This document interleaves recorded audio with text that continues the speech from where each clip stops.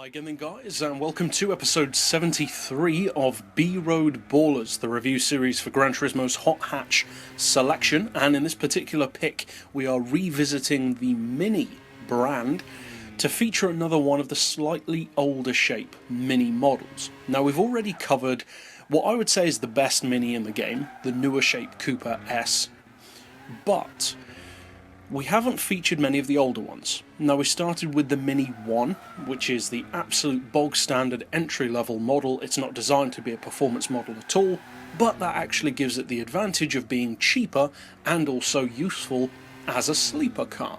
This particular model is the next stage up.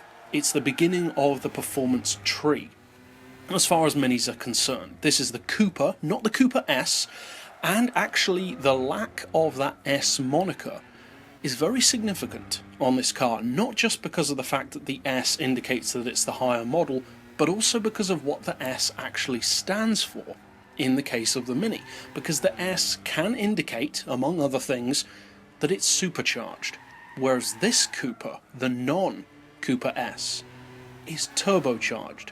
And that means that there are some interesting tech differences, especially on paper, between this and the Cooper S. Now, it's not necessarily better in every way. The torque, for instance, on this model is lower than the 2002 Cooper S. The Cooper S has 307 foot-pounds of torque to this car's 256, so there is a significant difference.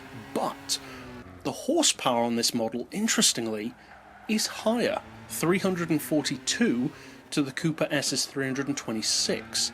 Plus, the advantage of a turbo car on Gran Turismo is you have the option of low, mid, or high range. Whereas with supercharged cars, you've only got two options, supercharged or non-upgraded supercharged. So there's far less room for variation, far less room to adjust the turbo to the track or to a PP level, and I would say that's an advantage to this car. Now, this is also cheaper than the 2002 Cooper S at 22 grand to that car's 27. Now, it's still a 1.6 litre, as we said, it is turbo rather than supercharged, and the PP is slightly lower. But I would say that's actually a good thing, because 503 PP to the Cooper S is 505, given that it has more power, is pretty impressive. But not only is it more powerful, it's also lighter. The Cooper S weighs 937 kilos, this car weighs 932. Now 5 kilos isn't really that much of a difference, it's negligible, but it's a difference nonetheless, and the horsepower per tonne is higher at 367 per tonne, which is pretty good for an older model, smaller, Super Mini style hot hatch. So overall I would say that actually of the older generation Minis, or the older, newer generation Minis, if you know what I mean, I would say this is the best one to go for. There are three primary versions, the Mini 1, the Mini Cooper, and the Mini Cooper S. Of the three, I would recommend this one. The Cooper S is interesting, but it's more expensive, heavier, less powerful, and just isn't as efficient PP-wise. So I would actually recommend this one of the three 2002 shape Minis.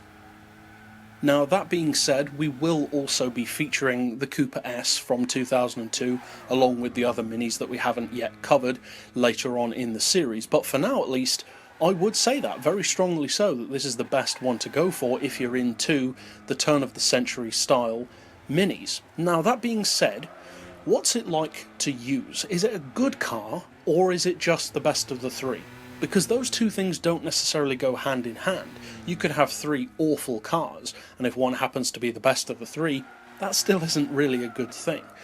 Well, I would say that this is a car that could have potential use for some people, and for other people won't get any use. Now, that doesn't mean it's a bad car, it's just one of those vehicles which, if you're a big fan of Minis, this is the one to go for, and you'll probably use it quite a bit because it's a nice car, it's pretty quick, it's not amazing, but it's good enough to win certain races, whereas if you're not bothered, well, you don't really need it. It's a car that doesn't really offer anything that any of the other Minis don't do, and it doesn't really offer anything that any other hot hatch in general doesn't offer. The front-wheel drive chassis on the newer Mini allows it to be an incredible cornering machine, one of the best in my opinion at the 500 pp level, and we covered that in an older episode. But this particular model doesn't quite have that level of handling. It's still good, but it's more inclined to shred its tyres, and you do get more torque steer. Because of course, being as it is more a 2002 model than say a 2007 or newer, the tech is not as good, even with the racing upgrades. So overall, as I said, it's not an essential purchase. I would say that the only Mini that is an essential purchase is the great 500 pp premium model that we featured way back in this series. Apart from that, all of the others are really optional. But as I said, the main thing to take away from this episode, I would say, is that if you're into the older shape new Minis, this is the one to go for. But that's it overall for this particular pick. I'll see you guys next time, and as always, thanks for watching.